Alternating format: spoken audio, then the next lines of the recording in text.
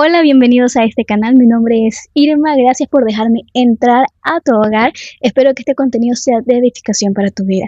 El día de hoy vamos a iniciar con el episodio número 0. ¿Por qué le puse episodio número 0? Porque vamos a indagar en qué son las parábolas. El objetivo de este video tiene enseñarte a ti, como cristiano, a que regreses al centro de la enseñanza de Cristo.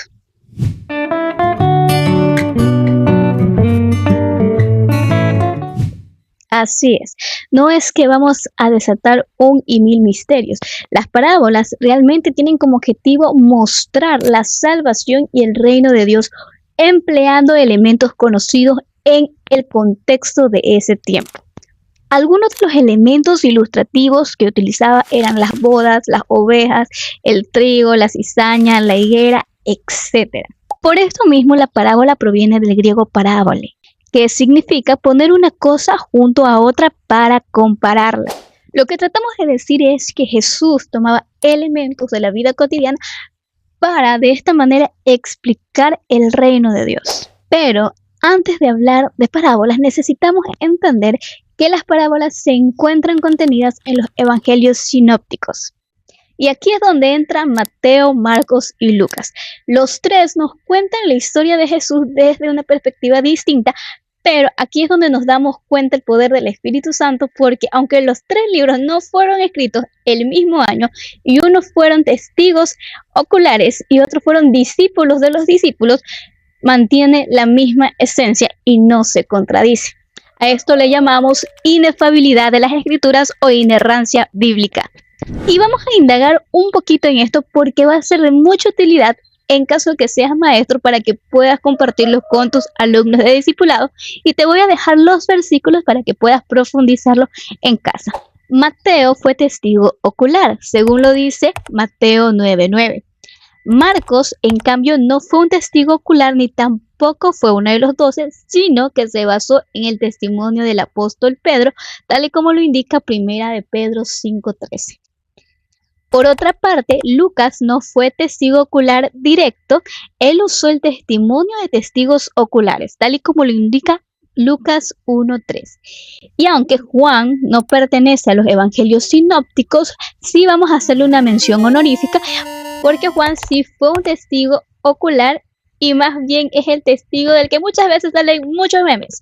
Juan 13:23, y uno de sus discípulos, el cual Jesús amaba. ¿Está bien, Juan? ¿Qué te puedo decir? A mí también Jesús me ama. Pero mejor grafiquémoslo con un ejemplo. Vamos a utilizar la parábola de la higuera. La parábola de la higuera se encuentra en Mateo, en Marcos y en Lucas. ¿Y recuerdas lo que te dije al principio? ¿Cuál era el objetivo central de las parábolas? A ver, 1, 2, 3. Así es, hablar sobre la salvación y el reino de Dios. Y sé que también te has de estar preguntando, bueno, ¿y las parábolas también se abren a otras enseñanzas? Y la respuesta es sí, pero entendiendo cuál es el mensaje central, porque ahí es donde entra la distorsión de muchas parábolas, que no es algo reciente, algo que viene por décadas, por siglos. Por ejemplo, la parábola de la higuera nos aporta justamente en Mateo un mensaje sobre el cumplimiento de los tiempos. En Marcos el énfasis en cambio se encuentra en permanecer vigilantes, y en Lucas la enseñanza se universaliza, es decir, ahora el enfoque también está en el discernimiento y en entender los tiempos. Sin embargo, las tres coinciden en exactamente lo mismo: hablar del reino de Dios, de la salvación, y producir en el receptor arrepentimiento. Pero también las parábolas nos da otra información en cuanto a la dureza del corazón de las personas, y es que así como generaba convicción y arrepentimiento, también muchos terminaban confundidos. Ahora, no todas se encuentran en los tres evangelios, muchas son exclusivas de su libro, por ejemplo las 10 vírgenes en Mateo y el hijo pródigo en Lucas. Luego de haber indagado un poquito sobre las parábolas, la pregunta del millón: ¿Jesús inventó las parábolas? La respuesta es no.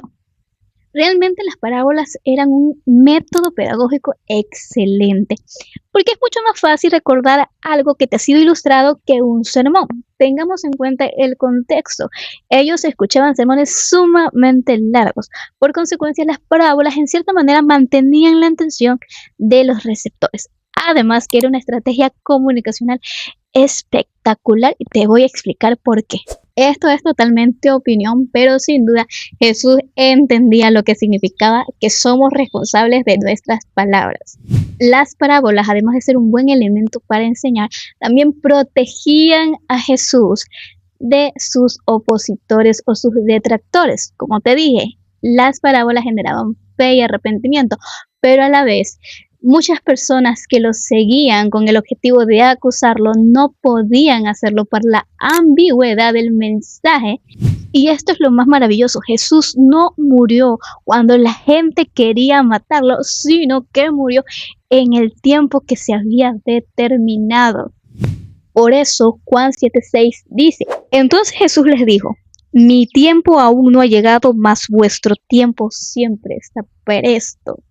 Debido a que si el lenguaje hubiese sido directo, lo hubiesen condenado mucho antes, porque recuerden que entre la multitud había gente que quería conocer de Jesús, había gente que también lo buscaba por sus milagros, pero también había gente que buscaba acusarlo. Pero regresemos un poquito porque me emocioné. Entonces, las parábolas pertenecían a una tradición de rabinos y por consecuencia les voy a mostrar un ejemplo en el que vamos a indagar para que tengan presente que las parábolas no es algo que aparece en el Nuevo Testamento, sino ya lo veíamos mucho antes. Segunda de Samuel, capítulo 12, en donde se nos cuenta la historia. David ya había cometido el adulterio con Betsabé y él seguía liderando como si nada y fresco. Por consecuencia llega Natán y le cuenta una historia. Habían dos hombres en una ciudad. El uno era rico y el otro era pobre. El rico tenía numerosas ovejas y vacas, pero el pobre no tenía más que una sola corderita, que él había comprado y criado, y que había crecido con él y con sus hijos juntamente, comiendo de su bocado y bebiendo de su vaso y durmiendo en su seno. Y la tenía como una hija.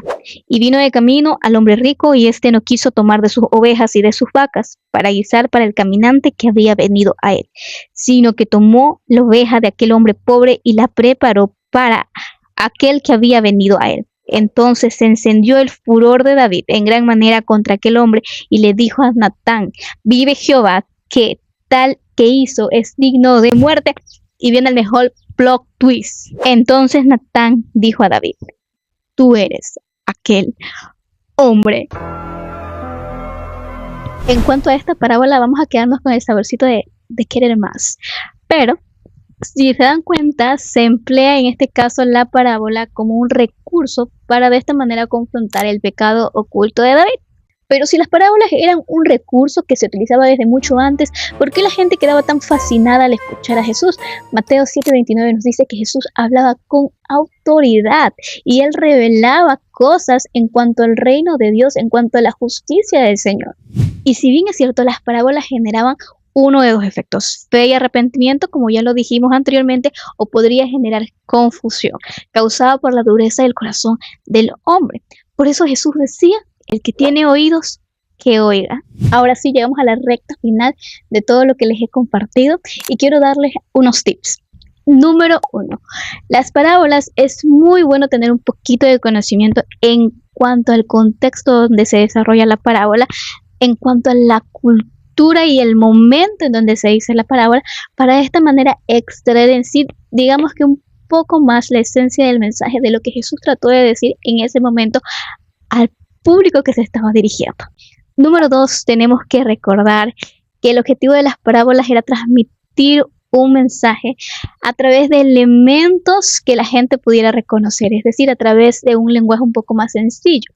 Por esta misma razón, yo te invito a que tengas mucho celo de lo que ves y de lo que consumes en internet. Y aquí voy a ser un poquito más directa. No todas las parábolas tienen 20 significados secretos, ni tampoco son un rompecabezas de misticismo. No toda interpretación que parezca profunda significa que lo sea. porque es momento de bajarle al coaching espiritual, al evangelio de la prosperidad y a la vez estarle buscando mensajes ocultos a absolutamente todo. Y es necesario que volvamos al centro, que es Cristo. Jesús vino a salvar, a reconciliar el hombre y nos dejó una tarea: hacer discípulos y predicar el evangelio. Es momento de sentarnos a los pies de Cristo y, tal como lo hizo María, escoger la mejor parte, aquella que nunca nos será quitada. Y hemos llegado al final, de verdad. Muchas gracias por permitirme entrar a tu casa, y te recuerdo que aún lo que aprendiste aquí no es suficiente. Nada que tú veas en internet o nada que te dicte el algoritmo compara en sustancia lo que Cristo tiene para decirte a ti a través de su palabra. Comparte este video, recuerda que el objetivo es poder enseñar y que este aprendizaje puedas compartirlo con otras personas para que así mismo ellos también comiencen a indagar un poquito más en la palabra. Un abrazo, un beso, que Dios te bendiga y no te pierdas lo que continúa de la serie, porque vamos a estar desmenuzando las parábolas de Jesús. Bye.